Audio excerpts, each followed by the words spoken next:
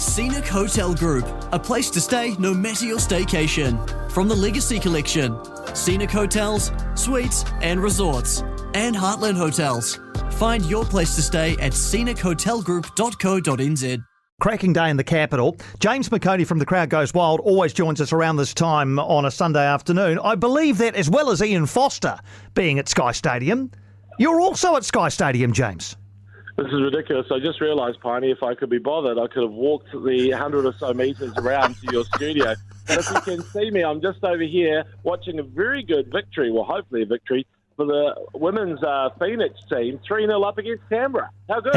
Absolutely brilliant. And a penalty save a short time ago as well to keep it at 3-0. So, yeah, they're enjoying it. Maybe you and Fozzie should come more often. You could be are you like the double lucky charm for this team?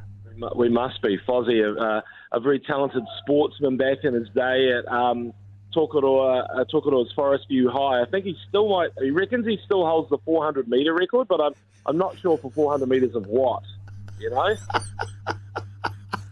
Yes, we need to drill a bit deeper into exactly what he means. Yeah. You need so many screens at the moment to catch up with all the sport that's going on. Are you a tennis fan? You like the Aussie Open? I do like the Aussie Open. I generally only join in for the business end. I love the big names against each other. Although Andy Murray is an amazing story with his bionic hip, playing the second longest match in Australian Open history to beat Kokonakis the other night. That isn't a swear word; it's his actual name. And I just think that he is an incredible advertisement for the game. And I've always loved him. He's a dour Scot, but he's actually got a wry sense of humour. I really like Andy Murray. Yeah, so do I. And it was a shame to see him go out, but hopefully we'll get to see a little bit more of Andy Murray as the tournament goes on.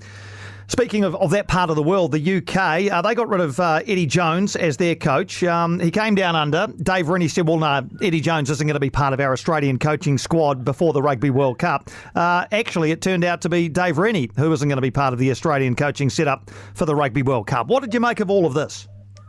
I just feel like Dave Rennie's been unduly punished. He's kind of, for me, worked a few things out for that Australian team. I hope he didn't get punished for that Melbourne game where the French referee punished old Bernard Foley for not kicking the ball out, because that should be counted as a W in the column, surely, against the All Blacks. But anyway, once the Aussies decide, I think there's a big disconnect when you're a Kiwi coach over there. And I've heard this from ex-Wallabies. I remember Phil Waugh, the flanker, telling me, he said it was really hard having Robbie Deans trying to G you up to, beat these bastards from across the Tasman. And it's like, you're one of them, aren't you, mate? It's not quite... doesn't work. Yeah. Yeah, no, and I don't know.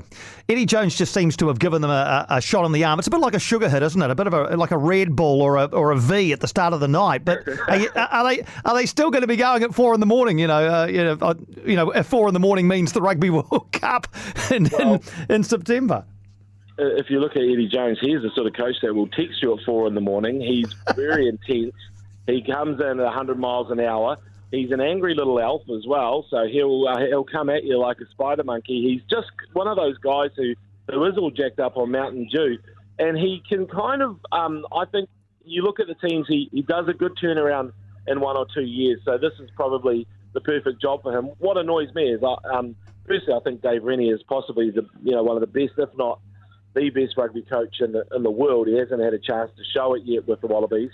And he's the perfect mixture, I think, of the analytical guy, the sort of the uncle who can put in the hand, the arm around the shoulder, but also the tough love guy who can sort of make it pretty clear what he wants from you and can kind of scare you a bit. So I feel like he's got all those bases covered. So they've made a big mistake there. But it's just one of those things, isn't it, with Australia? Eddie Jones comes in and says, I want Nelson Asafa-Solomona. I want all these guys from rugby league. And, hey, that's all well and good. We all talk about that in the pub with our mates, Imagine if they had Latrell Mitchell. Bloody hell, that'd be amazing. Tommy Turbo, wouldn't he go well at fullback for the Wallabies? But the thing is, no other coach has ever been given that. So it's all I think it's just a lot of bluster from Eddie at this point, saying, can you spend, $7 million on my team, please? Because Dave wasn't given that opportunity, if you know what I'm saying. I do know what you're saying. Indeed, I do. So you're here presumably for the women's game. Are you staying on for the men's game this afternoon? And if so, or even not, even if you're not, are you expecting a Phoenix win against the Mariners this afternoon? Well, I did see the Central Coast Mariners down by the beautiful Wellington waterfront here. Marvellous day as a shot comes in, and it's just missed the top bins there. So still 3-0 to the Phoenix. No, I will stay for the men, and I think Ufuk and the boys are amazing.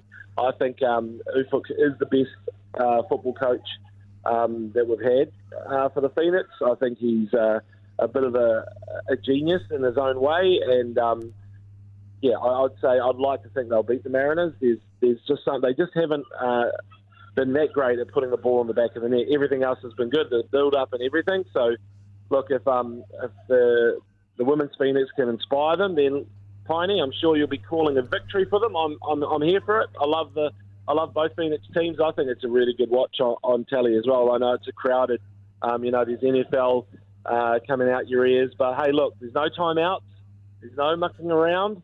And in the women's game, of course, they get straight back up. I think Mackenzie Barry took a massive shot. It was like a rugby league hit the other day against America for the football ferns, straight back up, Yeah, I saw that too. She's tough though, man. I did a media conference with her, Mackenzie Barry, and she was showing me all the bruises that she had and wearing them like a badge of honour. She said, that was when she came in and got me here. She loves it, loves the tough stuff.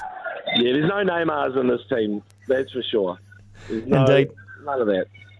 All right, mate. Well, seeing we're not too far apart from each other physically, it's quite possible we'll bump into each other over the next couple of hours. But even if we don't, it's been great chatting to you as always. We'll do it again next Sunday. Cheers, Piney. Looking forward to your call as well, mate. All the best. Thanks, James. Appreciate that. James McOnie, The Crowd Goes Wild. Check your guides for times. Check him out on socials as well. And every Sunday at around about this time, 1:45 or thereabouts, we get the pleasure of the company of James McOnie.